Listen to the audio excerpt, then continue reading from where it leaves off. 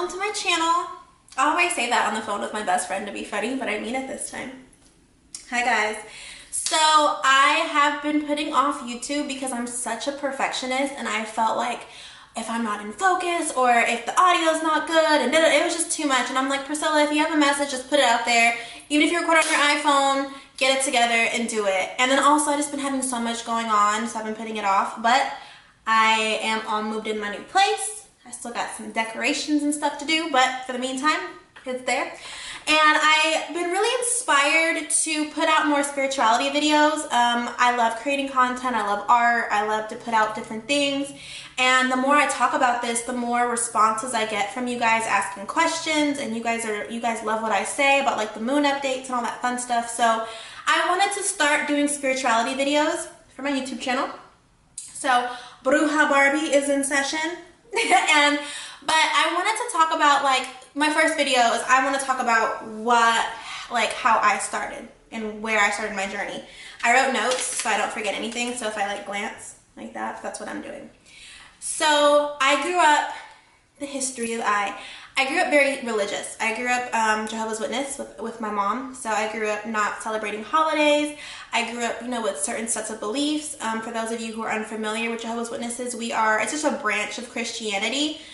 They just function a little differently. I would say they're very strict, but it gave me a good foundation of just being a good person and morals, and I was never like judgy with my faith or how I believed. It always gave me a sense of pride to know that the divine was always there for me, and I could pour myself into them, and they would get me through things. And so having faith and believing in that higher power was something that's always been very strong to me. But as I got older, and it wasn't even celebrating holidays. It was just, being a mother and like telling my son, you can't contribute in the holiday, the Valentine's Day party. It was hard for me because I wanted him to have fun. And I did struggle with that. And then, just different things that religion kind of brings on. It was like, that's not really my lifestyle. And it's not that I'm not grateful for the divine, and I don't want to, and I definitely want to walk in that path. But, I feel like religion sometimes kind of condemns you and like, oh, well, you're doing this, so you're not salvageable, or, you need to find salvation and da-da-da-da. And it's like, it was just a struggle for me. So as I've gotten older, I've always had questions, and I taught world religion and government, and throughout every religion through the history of ever, there's always the same stories that flow through. They always have the same basis, whether it's Hinduism, Christianity, Islam, Judaism. They all have the same basics. So it kind of opened my eyes to like, okay, well, that's interesting. And then Hinduism is the oldest religion ever that they can track as far as historically speaking. So with that being said, I've always had questions. I've always was like, well, religion never really made sense to me. I'm like, I don't feel like my God, my divine power would group people together and say, okay, all you guys are right and the rest of y'all, that's cute. I don't think that he, she, it, the divine power, I will refer to it as many things throughout the course of this.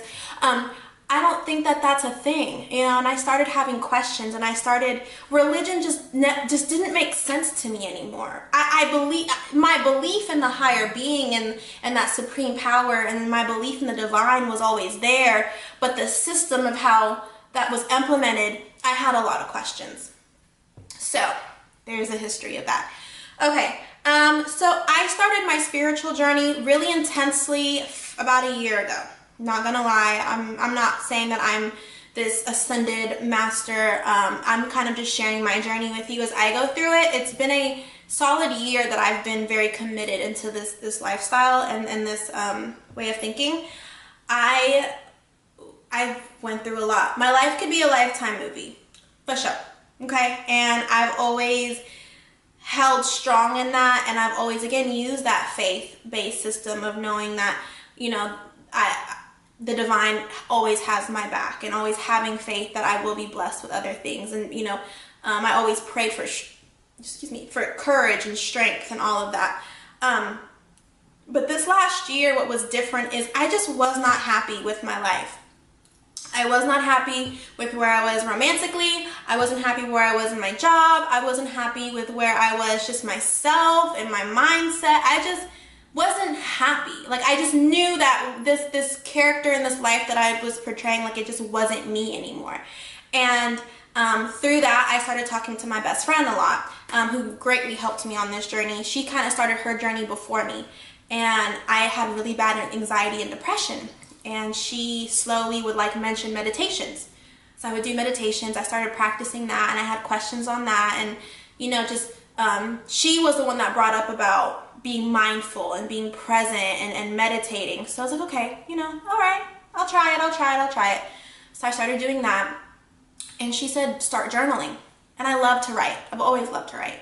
And I said, that's a good idea. So I went to Target, got me a cute little notebook, and I started making it a habit to carry my notebook everywhere with me. And I would write at least 2 pages a day. And I would write like Dear Diary journals, like today I would write random thoughts that came to my head. I would write things that I would want to happen. I would write about future. I would write about like letters to my futures. Just whatever came to me or whatever was on my mind that day, I wrote about it. So that was another thing. So I'm journaling, now I'm meditating, and I started watching more videos. And a video that really shook me to the core, and I need to find it, and if I do, I'm going to link it down below. So if it's there, it's there. If it's not, my bad. But it was a monk, and he was saying that everything in this planet is energy, vibration, and frequency. Everything. And when you step back and think about that, we are energy, we are vibration, and we are frequency. And I think religion as well kind of teaches us, it diminishes our power. But if we take that and hold that power, we are divine beings ourselves. We are made up of the same things that the stars are made up of. We are divine beings. We are energy, we are frequency, and we are vibration. And the more I thought about that, I was like, okay, well, you want to be at a good frequency because what you're attracting and what's around you, that's like being on a radio station. If I want to be on this radio station that's health, prosperity, abundance, peace, I can't be on, if this is like 100.6, I can't be on 97.2. You know what I'm saying? So, okay, well, let me do that. Let me watch what's around me. Let me watch what I'm watching, what I'm listening to, what I'm saying, who I'm hanging out with. Let me only attract things that's in my frequency. Let me bring positive energy, because if I'm putting positive energy is going to be attracted to me. Vibration. Again, that goes with frequency and energy. What are you vibrating? Okay, so that right there really changed my mindset. So again, this was a journey. This was little things. One thing too is growing up, I never really liked to eat meat. I just never craved it. Every once in a while, like, chicken or whatever the case may be, but I was never a big meat eater. So as I started this journey, I started to try to be more plant-based because I started doing more research about just what we're putting in our body and toxic chemicals. I'm watching documentaries like What the Health and reading books like the China Study. And I was watching a lot of Ralph Smart's videos. He's a little cry-cry, but if you can get through his little kookiness, he has really good messages. And he would always mention, the vegan diet, which also goes with your third eye and decalcifying that, which is something, again, a good starting point if you want to do some research about just your diet, eating meat, the carcinogens that are in meat, and how you can calcify your third eye, which inhibits you to manifest things and see things. Like little things like the fluoride in our toothpaste. I switched over to, non-fluoride and all those kinds of minor changes. So through these deep discussions with my best friend, getting back on track, we would just discuss different things. She is more, she's in the spiritual world as well, but she's more of an herbalist and a life coach. And so she kind of her input from there, which I think is phenomenal because I have my input and I come from I'm a Taurus who's ruled by Venus. My Venus is in my sun sign. There's a whole, Taurus is ruled by Venus. I think I said that already. But I come from a very place of loving, and I'm a teacher. I'm a natural teacher. I'm a public speaker. So our kind of energies coming together and discussing topics, we kind of got into some deep conversations. And one thing that really kick-started where I was like, I'm all in, was astrology. I've always loved astrology. I've always loved being a Taurus. And with that, I think it was like the 4th of July weekend. I went to Barnes & Noble's and I got all the astrology books, and I just started doing research and reading, and then I started to learn about that we all have a sun, moon, and rising sign, and I got my birth chart and I was reading that, and I was just shooketh to the core, because it kind of made me sit back and say, the divine is much more elaborate than to just throw people out there in the universe and say, okay, live your life. You know, I really believe that your birth chart is astrological art. Where you were born at what time on that day, based on those planets and their placements and their energy, it makes you who you are. When your soul comes into your physical body, all of that is like a math equation, and it makes you who you are. So I started getting deeper in my birth chart, my sun sign, my moon sign, my rising sign, the different houses and the planets and what they represent. It was a whole new world, and it blew my mother mind, okay? So that was a big starting point for me as well. So again, while I'm doing this, I'm still journaling every day. I'm still, doing my meditations. I'm watching YouTube. YouTube is a great resource for, especially, if you just kind of want to hear other people's insights. That's where I learned a lot about birth charts and planets. I would just, YouTube different videos. So that was a big thing for me. The second for me was at the time I was going through a very personal, I don't say romantic, but in my love life, it was very monumental, this connection I had with this person, and it was very overwhelming in a positive and a negative way, and I just couldn't make sense of it. I'm like, why do I feel like this about this person? Like, why do we have this amazing out of this world connection? Why do I love this person so much? But at the same time, we're not together. Like, for years, because we were together on and off for years, it just never made sense to me. And then I stumbled upon what a twin flame is.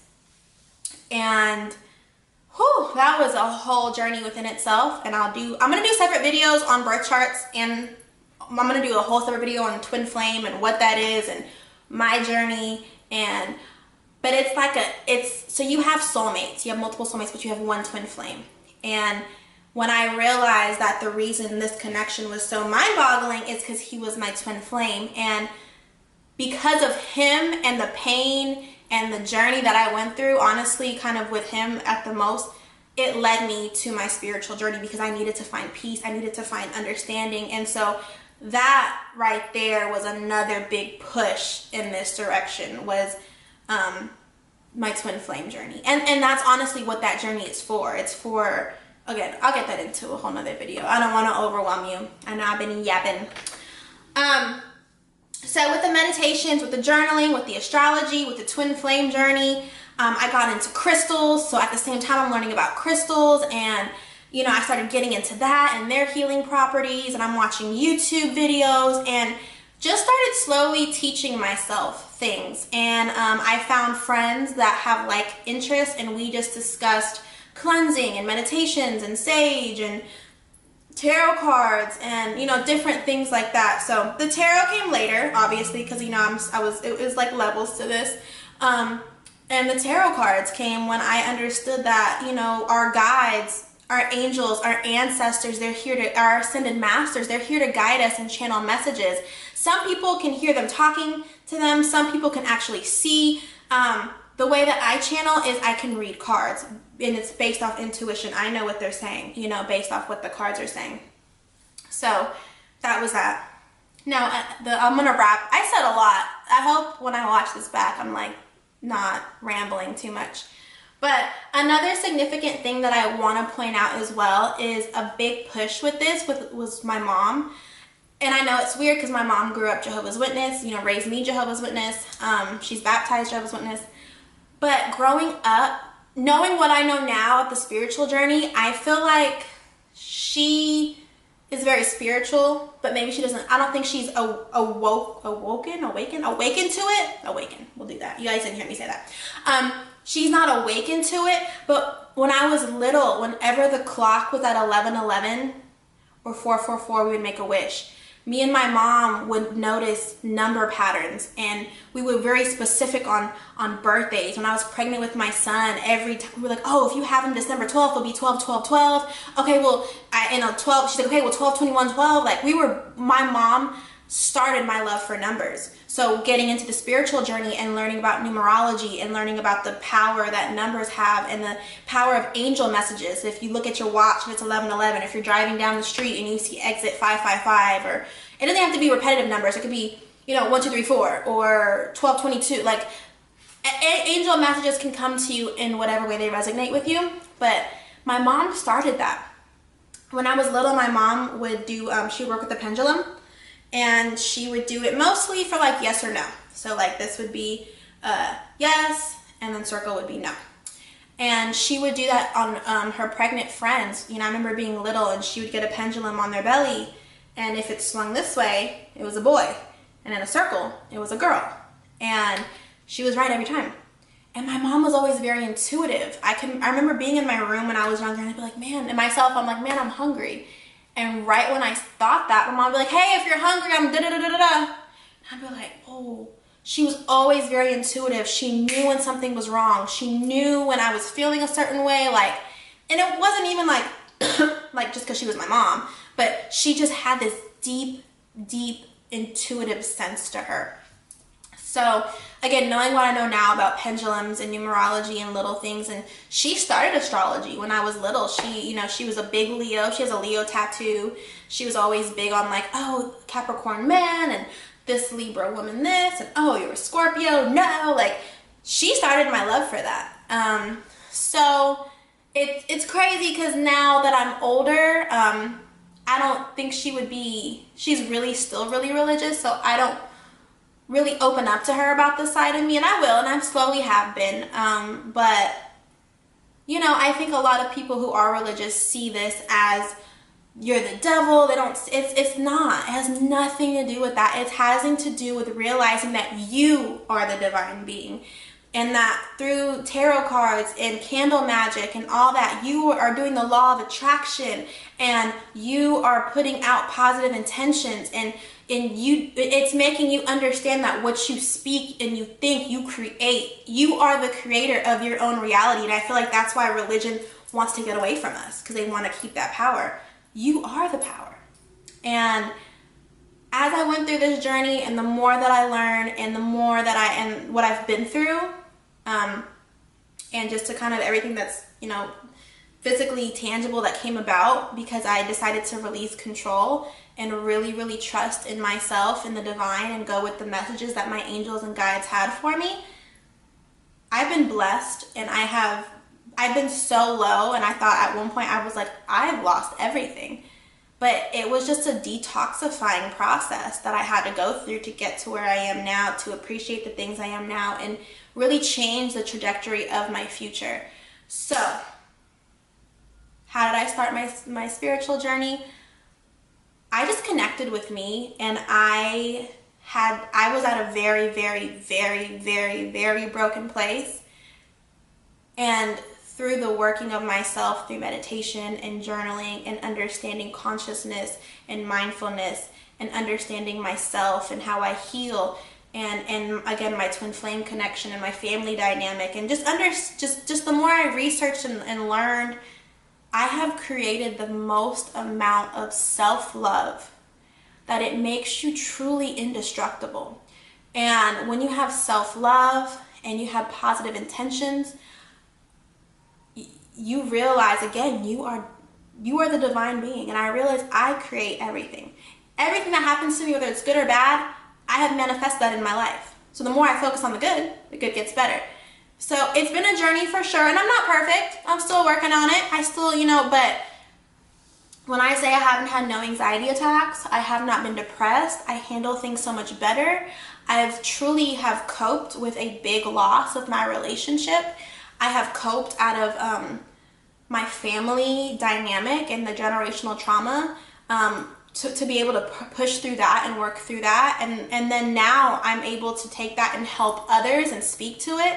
I'm like, wow, this is my life's purpose. You know, I went through all that to be right here, right now, knowing what I know and being able to do what I do. So I think I went through everything on my notes. Again, hope this helped, and I hope you have a spiritual journey that's out of this world and you find so much self-love and focus on manifesting all of your hopes and your dreams and your wishes, and they will come true.